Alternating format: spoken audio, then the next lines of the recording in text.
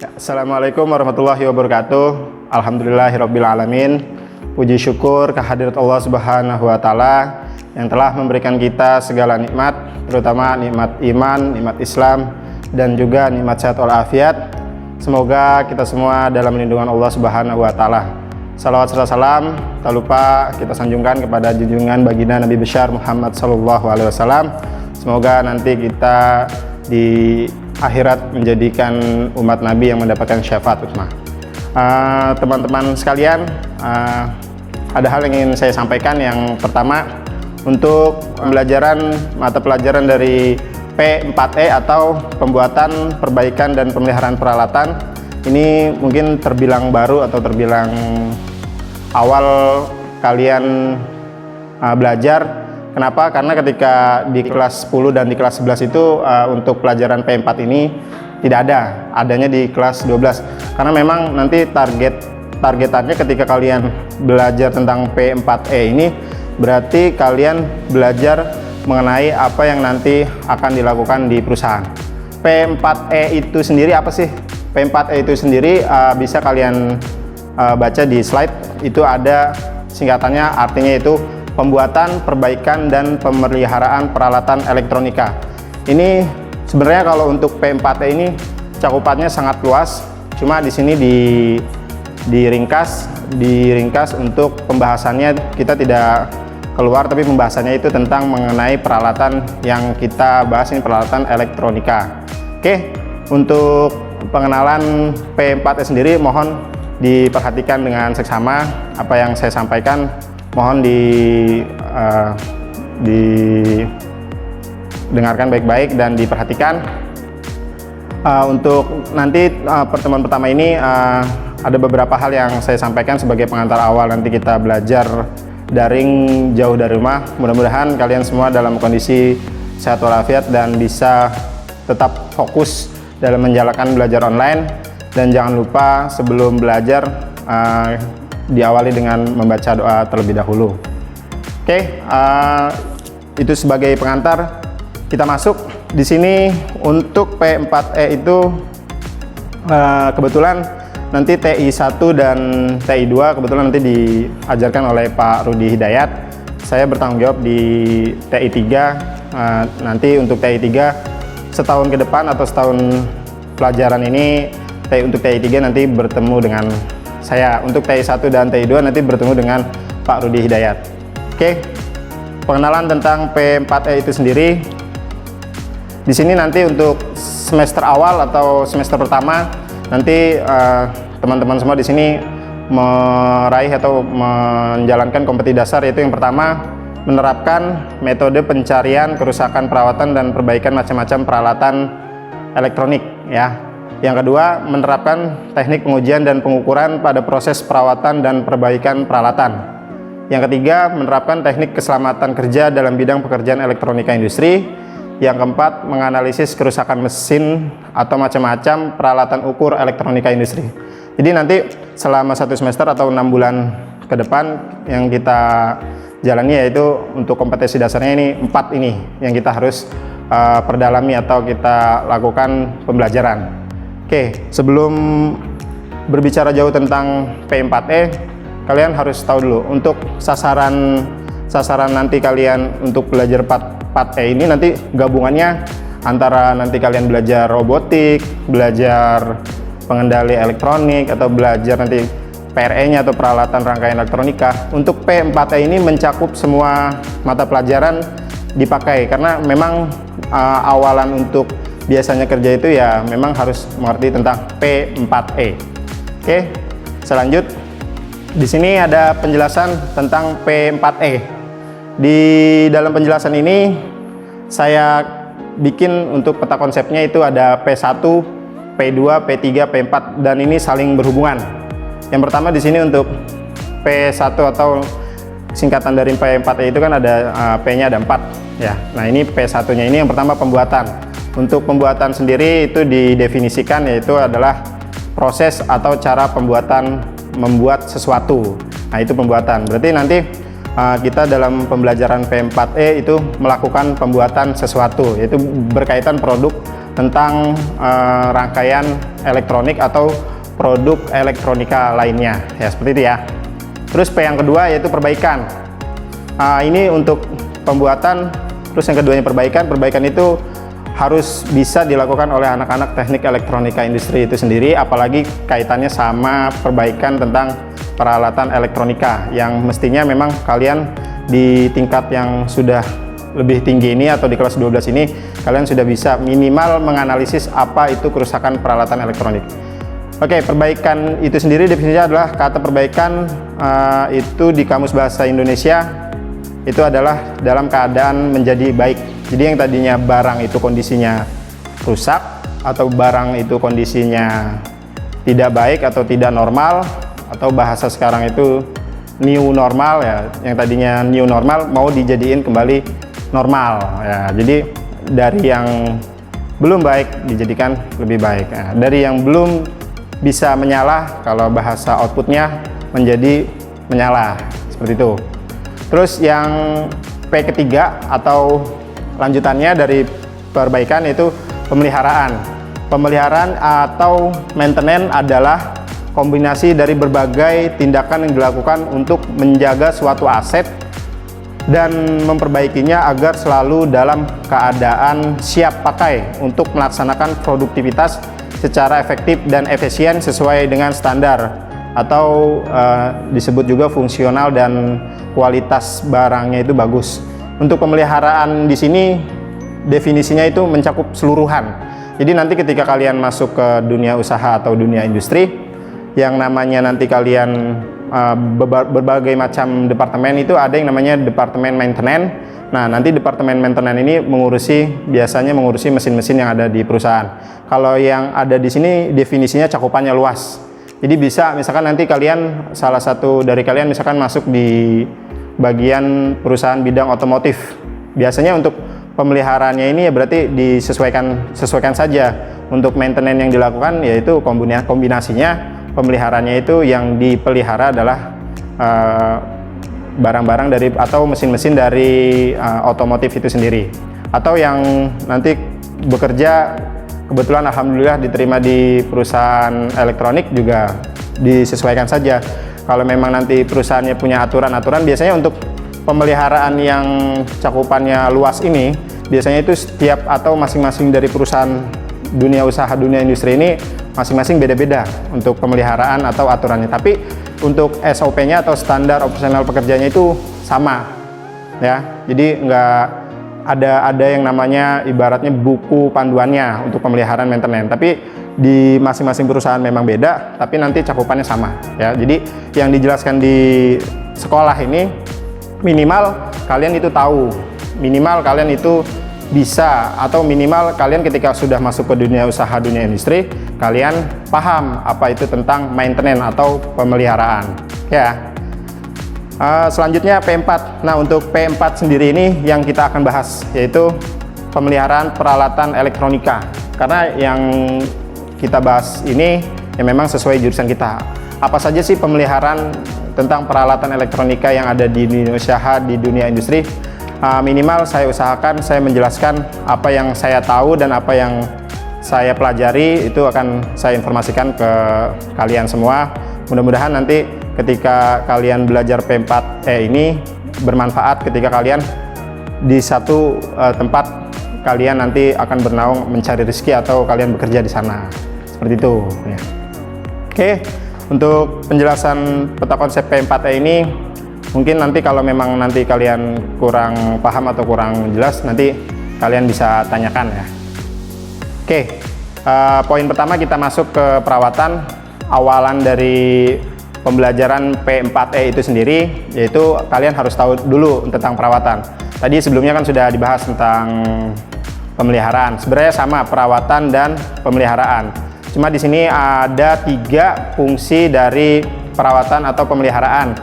Pertama itu ada fungsi perawatan, yang kedua itu ada tujuan perawatan, dan yang ketiga nanti ada jenis-jenis perawatan atau pemeliharaan atau maintenance, bahasanya banyak bahasanya ya. Tapi pada poin pentingnya di sini kita cakupannya kita nggak kemana-mana, tapi di sini nanti yang dijelaskan itu ya tentang perawatan atau pemeliharaan yang ada pada jurusan Teknik Elektronika Industri. Jadi kita nggak ngebahas tentang perawatan yang ada di jurusan rekayasa perangkat lunak. Kan kalau mereka itu perawatannya tentang laptop ya kan, atau kalau misalkan ya, jurusan lain ada TKR, itu perawatannya tentang pemeliharaannya tentang motor, tentang mobil. Tapi kita di sini tentang kelistrikan. Baik kelistrikannya itu AC, yang seperti kalian ketahui AC itu adalah alternating current, yaitu arus bolak-balik yang tegangannya dari 220 sampai bisa ke 120 kV, itu perawatan untuk nanti listrik AC. Untuk DC-nya berarti dari 24 volt DC ke bawah sampai 0 DC. Itu nanti kita pelajari tentang perawatan. Oke, yang pertama di sini yaitu tentang fungsi perawatan. Apa sih fungsi perawatan atau pemeliharaan? Perawatan secara umum berfungsi untuk memperpanjang umur ekonomis dari mesin dan peralatan produksi yang ada, serta mengusahakan agar mesin dan peralatan produksi tersebut selalu dalam keadaan optimal dan siap pakai untuk pelaksanaan proses produksi. Oke, di slide bisa kalian baca ya untuk definisi dari fungsi perawatan. Jadi berfungsi untuk mengoptimalkan kondisi mesin.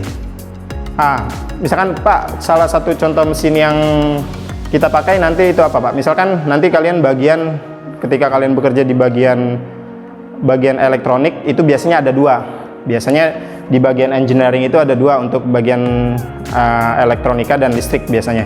Ada bagian elektrikal, ada bagian elektronik. Karena di dunia usaha, dunia industri itu kaitannya semua mesin atau semua alat itu pasti penggunaannya ya menggunakan listrik. Makanya dalam hal ini untuk jurusan Teknik Elektronika Industri sendiri adalah jurusan yang salah satunya banyak dari perusahaan yang mencari lowongan. Kenapa? Karena memang kaitannya semua perusahaan pasti butuh listrik, kayak gitu ya. Nah, seperti kalian ketahui ketika kalian sudah masuk ke dunia elektro atau Teknik Elektronika Industri, kalian bisa mengembangkan sayap kalian. Kalau misalkan kalian memang nanti kalian memang punya target setelah lulus ini, kalian mau jadi engineering, kalian sudah punya bayangan bahwa nanti ketika kamu kerja di dunia usaha, dunia industri itu ya memang prakteknya itu lebih banyak timbang kalian seperti di sekolah teori. Nah, makanya dari itu saya minta ketika kamu belajar apapun pelajaran produktif itu harusnya kamu semangat, karena memang prakteknya itu yang dipakai di dunia usaha, dunia industri, memang prakteknya itu dari ya pelajaran-pelajaran produktif. Jadi sangat disayangkan ketika nanti kamu masuk ke dalam dunia usaha, dunia industri, kamu nyesel nggak ikut. Wah, kenapa waktu itu bahasanya gitu kan, waktu itu saya nggak ikut pelajaran dari produk kreatif, atau saya tidak mengikut pelajaran dari robotik, seperti itu ya. Ada dua biasanya di dunia usaha, dunia industri itu ada yang namanya elektronik dan elektrik ya. Kalau untuk elektrik itu yang tadi yang saya jelaskan ada AC atau alternating current. Kan kenapa dibedakan? Karena biasanya kasus-kasus yang terjadi itu biasanya kalau AC tidak bisa digabung sama DC. Kenapa? Karena ketika kerusakannya di AC berarti otomatis mesin-mesin yang menggunakan arus listrik AC, jadi kalau saya ngomong arus listrik udah ngerti ya itu untuk pembahasannya ya. Itu ketika dia ada kerusakan di AC ya memang harus orang elektrik ya. Makanya kalau misalkan waktu saya dulu pernah punya pengalaman itu, kalau di industri itu bisa hampir dari perusahaan itu bisa hampir punya 100 panel listrik. Wah, bayangkan dari 100 panel misalkan pekerjaannya cuma 1 atau 2, itu bisa sangat kurang. Makanya biasanya kalau untuk grup-grup engineering sendiri itu untuk elektrik itu bisa sampai 5 orang. Makanya kesempatan untuk kalian ketika kalian belajar tentang produktif yang teknik elektronika, kalian maksimalin. Karena kalian nanti ketika kalian berhadapan sama user atau bagian memang manajer engineering, kalian bisa ngejelasin secara global atau secara khusus gitu. Wah, saya pernah belajar nih Pak kayak gini, saya pernah nyobain nih Pak kayak gini. Itu ya. Walaupun kondisi sekarang masih online, mudah-mudahan secepatnya kita bisa bertatap muka dan kita bisa melakukan praktek yang benar-benar praktek. Oke, itu tadi elektrik. Tegangannya berarti kisaran dari 220 sampai maksimal, misalkan maksimalnya berapa, 120 kV. Itu kalau 120 kV pembangkit jatuhnya. Saya nggak ngebahas tentang pembangkit, tapi kalian harus tahu kalau AC itu biasanya ditandai dengan tegangan minimalnya itu 220 volt AC. Oke, selanjutnya untuk yang elektronik itu kalau di perusahaan atau di dunia industri itu sendiri, justru panelnya itu atau distribusi mesinnya itu lebih banyak ketimbang AC. Kenapa kok lebih banyak? Karena mesin-mesin sekarang itu rata-rata penggunaannya DC, karena kaitannya sama robotik. Kalau robotik sendiri memang kebutuhan dayanya DC, dan juga memang kalau penggunaannya DC juga nggak terlalu bahaya bagi penggunaan manusia gitu. Jadi memang yang diutamakan ini sekarang ini, apalagi masuk ke industrial 4.0 itu memang segala sesuatunya bekerja dengan mesin. Nah ini maka dari itu sebenarnya anak teknik elektronika ini peluangnya sangat besar gitu di dunia usaha, di dunia industri, apalagi kalian memang punya skill atau kemampuan itu. Oke, saya lanjut. Di sini ada tujuan perawatan, di mana tujuan perawatan itu adalah merupakan sebuah langkah pencegahan yang bertujuan untuk mengurangi atau bahkan menghindari kerusakan dari peralatan dengan memastikan keandalan dan kesiapan serta meminimalkan biaya perawatan. Oke, biasanya kalau di dunia industri itu ada klasifikasi pemeliharaan yang kecil, sedang, dan berat. Nah, makanya tujuan untuk pemeliharaan ini jangan sampai alat itu rusak gitu. Karena kalau memang di satu dunia usaha, dunia industri ada satu mesin rusak itu atau tidak bisa nyala atau tidak bisa berproduksi, ya otomatis yang namanya produksi dari satu perusahaan ya pasti terganggu. Makanya perawatan atau pemeliharaan ini ya salah satunya bagian yang sangat penting di perusahaan gitu ya.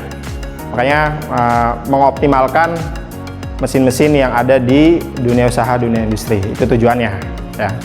Terus di sini ada jenis-jenis perawatan yang ada atau pemeliharaan yang ada di dunia usaha dan dunia industri. Oke, di sini ada jenis-jenisnya. Yang pertama itu ada preventive maintenance atau sering disebut perawatan pencegahan. Kalian pernah dengar kan mungkin waktu dulu kelas 11-nya melaksanakan kegiatan pelaksanaan prakerin di dunia usaha, dunia industri, itu pas banget kebetulannya memang di bagian preventive maintenance. Biasanya kalau untuk preventive maintenance itu sendiri dilakukan secara kondisional atau dilakukan secara berskala. Misalkan preventive maintenance satu mesin, misalkan kamu bekerja di mesin pembuatan kabel, itu kan ada mesin extruder, mesin stranding atau mesin drawing. Itu biasanya dari 3 mesin itu biasanya ada perawatan berskala. Misalkan 3 bulan sekali harus dilakukan preventive maintenance. Itu namanya preventive maintenance 3 bulan sekali. Misalkan mesin stranding dulu atau mesin extruder atau mesin drawing, itu kalau di perusahaan kabel. Contohnya kayak misalkan perusahaan kabel di sini ada PT Sukako atau PT KMI, itu biasanya untuk preventive maintenance-nya mesinnya di off memang semuanya tuh kayak misalkan kekurangan oli atau memang ada terminasi. Kalau saya bilang terminasi berarti itu biasanya pemasangannya kendor atau pemasangannya tidak kuat, atau pemasangannya yang tadinya kenceng butuh dikencangkan lagi. Kenapa? Karena kalau misalkan ada terminasi yang kendor itu biasanya nanti menyebabkan percikan api dan itu bisa merusak mesin ya. Makanya jenis-jenis perawatan seperti preventive maintenance ini perlu. Atau nggak usah jauh-jauh dari contoh dari mesin, misalkan kamu punya motor ya, motor sendiri itu juga butuh di preventive maintenance. Contohnya apa? Kondisionalnya. Kalau motor itu biasanya kamu berskalanya yang misalkan rutinitas 3 bulan sekali atau di atasnya gitu. Misalkan ganti oli itu wajib atau harus. Kalau misalkan motornya itu kamu pakai, kecuali motornya nggak kamu pakai, nggak kamu jalanin, itu nggak apa-apa. Tapi kalau kamu jalanin, misalkan kilometernya setiap kamu jalanin setiap harinya habis 10 km atau 90 km atau 100 km yang udah bisa sholat itu udah bisa dijama gitu kan. Jadi kamu bisa, kalau misalkan ganti oli misalkan 3 bulan sekali ya harus diganti, karena kalau nggak diganti ya olinya kering. Kalau misalkan akibatnya olinya kering ya yang ada di dalam motor mesinnya nggak bekerja sesuai fungsinya. Yang pertama ya terjadi misalkan kerusakan motornya keluar asap gitu kan, atau motornya nggak bisa jalan, kayak gitu bayangannya. Jadi kalau misalkan untuk preventif ya kondisional, dia secara berskala. Terus yang kedua, schedule maintenance atau perawatan terjadwal. Biasanya kalau schedule maintenance ini di perusahaan itu dibuat oleh supervisor engineering ya. Supervisor engineering ini bertugas membuat namanya WO atau work order atau namanya schedule maintenance atau schedule perawatan. Biasanya ini kondisionalnya setiap hari. Setiap hari, misalkan hari Senin, hari Selasa, hari Rabu, hari Kamis, atau per shift 1, shift 2, shift 3, itu biasanya kok untuk schedule maintenance-nya udah ada semua. Baik nanti misalkan di salah satu contoh di perusahaan yang berkaitan sama elektronika, misalkan PT Samsung. PT Samsung itu kan ada alat-alat atau ada sumber daya listrik atau ada sumber-sumber yang lain, itu biasanya harus di schedule. Misalkan hari Senin, trafo itu kan kalau untuk distribusi pabrik atau perusahaan itu kan trafonya yang gede atau yang besar itu, yang seperti gardu yang ada di depan SMK 5 itu kaitannya di schedule setiap hari, karena memang kaitannya kalau misalkan ada kerusakan ya semua produksi pasti berhenti itu ya. Jadi bisa dipahami untuk schedule maintenance ini bisa dilakukan tiap hari. Oke, yang selanjutnya yang ketiga itu ada namanya predictive maintenance atau perawatan prediktif. Nah, kalau untuk perawatan prediktif maintenance ini biasanya dilakukan dalam kondisi misalkan terlewat, misalkan kayak ada kalian sudah melakukan preventive maintenance secara berskala atau schedule maintenance, tapi tiba-tiba alat ini memang harus atau butuh maintenance hari itu juga. Nah, itu namanya prediktif. Jadi kegiatan yang memang dilakukan kondisionalnya secara kebutuhan. Kalau ini, kalau ketika kamu atau ketika nanti kita main-main ke pabrik itu, kalau untuk engineering memang untuk pemeliharaan atau perawatan ini jatuhnya adanya di bagian engineering atau maintenance gitu. Pak, kalau misalkan saya kerja di bagian produksi, ada nggak Pak untuk pemeliharaannya? Ya tentu ada. Pemeliharaannya pertama, kalian mungkin ketika kalian waktu prakerin pernah lihat kan karyawan-karyawan yang sudah masuk, otomatis kan dia nggak main masuk-masuk aja, tapi sebelum itu dia melakukan K3. Itu juga salah satu perawatan yang ada di dunia usaha, dunia industri. Membersihkan mesin, walaupun tata caranya tidak membongkar, karena kalau membongkar mesin itu hanya diperbolehkan oleh maintenance atau engineering bagiannya. Seperti itu ya. Jadi ini jenis-jenis perawatan yang kalian perlu ketahui ada 3, preventif, schedule, dan prediktif ya. Jadi mudah-mudahan apa yang saya jelaskan bisa kalian mengerti. Mudah-mudahan apa yang saya sampaikan dengan bahasa atau gaya style saya kalian bisa pahami ya. Mudah-mudahan kita bisa bertemu lagi nanti di pertemuan selanjutnya.